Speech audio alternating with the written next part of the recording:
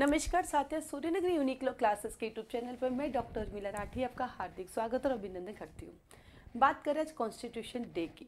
इसी के साथ ही साथ आज से 6 साल पहले Suryanagari unique law classes start हुआ था। जब Suryanagari unique law classes start हुआ था तो उस दिन मुझे पता भी नहीं था कि वो कॉन्स्टिट्यूशनल डे है।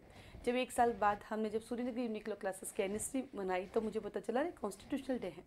तो इस कॉन्स्टिट्यूशनल डे के लिए सबसे पहले मैं डॉक्टर भीमराव अंबेडकर जी का नमन करती हूँ कि उन्होंने हमें एक ऐसी चीज़ दी है जिसके बारे में बहुत सारे लोगों को अभी भी पता नहीं है। ये हमें जीने का अधिकार देती है, ये हमें घूमने का अधिकार देती है, ये हमें बोलने का अधिकार देती है। अन्यथा यहाँ पे डाकुओं का राज हो सकता है, यहाँ पे तानाशाही हो सकती है। लेकिन भारत का संविधान एक ऐसा संविधान है जहाँ पे यहाँ के रहने वाले लोगों को और साथ ही साथ बाहर से आए हुए लोगों को, यानी यहाँ के सिटीजन्स को और जो नॉन सिटीजन उन सबको भी रहने का घूमने का अधिकार देती है। यानी कहा ये कह दूँ मैं कि हमें हमारे जीने का अधिकार है, हमें ना तो मरने का अधिकार है और ना ही मारने का अधिकार है। तो डॉक्टर भीमराव अंबेडकर जी ने जो इतने साल पहले जो सोचा था, आज उसका बेनिफिट हमें हो रहा है। ये आया था कॉन्स्टिट्यूशन 26 नवंबर 1949 को प्रीएम्बल के अकॉर्डिंग आया और उसके 16 आर्टिकल उसी दिन आ गए थे। लेकिन बाकी का पूरा कॉन्स्टिट्यूशन जो है हमारा आया है 26 जनवरी 1950। तो 50 को आया था और आज जब 2023 में है तो देखा जाए तो 50, 60, 70, 80 लगभग इसके आए हुए 83 ईयर्स हो गए हैं। इस 83 ईयर्स में 72 ईयर्स हो गए। इस 72 ईयर्स में हम सब ने एक चीज़ तो सीख ली कि हमें जीने का अधिकार है। हमने एक चीज़ सीख ली, हमें वोट देने का अधिकार है। यदि कोई आपको रोक लेता है तो आप उसके अगेंस्ट सुप्रीम कोर्ट और हाई कोर्ट भी जा सकते हैं।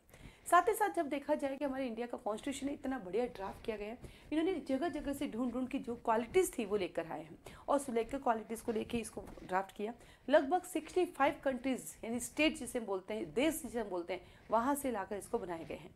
इन्होंने एक सुंदर सी प्रीएम्बल बनाई है। प्रीएम्बल इस प्रकार की है: हम भारत के लोग भारत को एक संपूर्ण प्रभुत्व संपन्न समाजवादी पंथ निरपेक्ष लोकतंत्रात्मक गणराज्य बनाने के लिए तथा इसके समस्त नागरिकों को सामाजिक, आर्थिक, राजनीतिक न्याय, विचार, अभिव्यक्ति, विश्वास, धर्म और उपासना की स्वतंत्रता, प्रतिष्ठा और अवसर की समता प्राप्त कराने के लिए तथा उन सब में व्यक्ति की गरिमा, राष्ट्र की एकता और अखंडता को सुनिश्चित करने वाली बंधुता बढ़ाने के लिए दृढ़ संकल्प होकर अपनी इस संविधान सभा में आज 26 नवंबर 1949 को एतद द्वारा इस संविधान को अंगीकृत करते हैं, अधिनियमित करते हैं और आत्मार्पित करते हैं।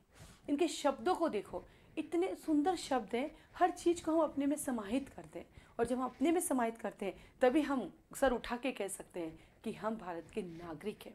और हम भारत के नागरिक हैं तो हमें बिजली पाने का अधिकार है। हम भारत के नागरिक हैं, हमें यहाँ पर वाटर यूज़ करने का अधिकार है, एक शुद्ध जल प्राप्त करने का अधिकार है। हम भारत के नागरिक हैं, हमें यहाँ पे शुद्ध वातावरण प्राप्त करने का अधिकार है। ऐसा कोई अधिकार नहीं है जो यहाँ पे नहीं लिखा हुआ है, ऐसा कोई अधिकार नहीं है। चलते हैं आर्टिकल 14 की तरफ जो राइट टू इक्वालिटी की बात करती है, इक्वल प्रोटेक्शन ऑफ लॉ की बात करती है। चलते हैं आर्टिकल 15 की तरफ, धर्म, मूलभूत जाति, लिंग, जन्म स्थान के आधार पर कोई डिस्क्रिमिनेशन नहीं होगा। आर्टिकल 16 कहता है यहाँ पर अपॉइंटमेंट, एम्प्लॉयमेंट, नौकरियों में भी किसी तरह का भेदभाव नहीं होगा। आर्टिकल 17 कहता है अनटचेबिलिटी, छुआछूत खत्म किया जाए। आर्टिकल 18 कहता है जो भी टाइटल है ना प्रेसिडेंट के कंसेंट से लिया जाएगा। आर्टिकल नंबर आपका 19 कहता है हमें बोलने का अधिकार है, हमें घूमने का अधिकार है, हमें असेंबल होने का अधिकार है, हमें यूनियन बनाने का अधिकार है, हमें रिसाइड होने का अधिकार है, हमें बिजनेस करने का अधिकार है। आर्टिकल 21 में तो इतने राइट हैं, मतलब जो भी राइट है सब कुछ आपको आर्टिकल 21 में दिए हुए हैं। कोई भी राइट, स्लीपिंग का राइट है, जगने का राइट है, पूजा का राइट है, घूमने का राइट है, क्या बोलते हैं राइट टू प्रिवेसी है हमारे पास, तो अब्रॉड जाने का राइट है, फूड का राइट है, तो आता है हमारे पास फूड का राइट है, तो हमें हमारी मर्जी से बच्चा पैदा करना ही नहीं, उसका राइट है। कुछ प्रोहिबिशन भी है, हम बच्चे को पैदा करने से पहले हम उसका सेक्स डिटर्मिनेशन नहीं करा सकते, हमें हथकड़ी नहीं लगाई जा सकती, हमें सोलिटरी कन्फाइनमेंट नहीं दिया जा सकता। तो हमारे पास कुछ अधिकार है, तो कुछ चीज़ों को रेस्ट्रिक्शन भी दिया गया है।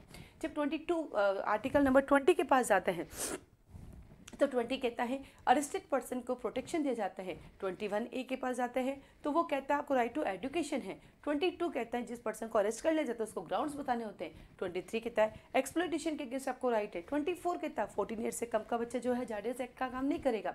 25 कहता है हम सबको धर्म को मानने का अधिकार है। 26 कहता है हम अपने धर्म के लिए उसके अफेयर्स को कर सकते हैं, हम उनके लिए मैनेजमेंट का काम कर सकते हैं। 27 कहता है धर्म के नाम पर नो टैक्सेस। 28 कहता है कि धर्म के नाम पर कोई भी तरह का ध्वनि प्रदूषण नहीं किया जाएगा और किसी भी पर्सन को जबरदस्ती धर्म के नाम पर उसको काम करने के लिए बाउंड नहीं किया जाएगा। 29 कहता है हम सबको अपने माइनॉरिटीज़ के लिए हम सबको अपनी लैंग्वेज अपनी स्क्रिप्ट के आधार पर इंस्टीट्यूशन एस्टेब्लिश करने का अधिकार है। और 30 कहता है हम अपने अपने इंस्टीट्यूट एस्टेब्लिश भी कर सकते हैं, उनके लिए प्रॉपर्टी अक्वायर भी कर सकते हैं और स्टेट कोई भी ग्रांट करती है तो उसमें डिस्क्रिमिनेशन नहीं करेगा। और 31 हमारा प्रॉपर्टी राइट अब हटा दिया गया, वो कॉन्स्टिट्यूशनल राइट हो गया। और यदि मान लीजिए आपने 14 से लेकर जो 30 तक मैंने बताए इन फंडामेंटल राइट्स को अगर ब्रीच करते हो तो मैं आर्टिकल 32 के अंदर सुप्रीम कोर्ट के पास चैलेंज कर सकती हूँ और साथ ही साथ आर्टिकल 226 में मैं हाई कोर्ट के पास भी जा सकती हूँ। इतना सुंदर बना है हमारा कॉन्स्टिट्यूशन और ये सब किसकी देन है? डॉक्टर भीमराव अंबेडकर जी की। इसीलिए आज हम गर्व से कहते हैं कि 26 नवंबर हम सेलिब्रेट करते हैं एज ए कॉन्स्टिट्यूशनल डे। तो आप सबको संविधान दिवस की ढेर सारी शुभकामनाएं। आज के लिए धन्यवाद।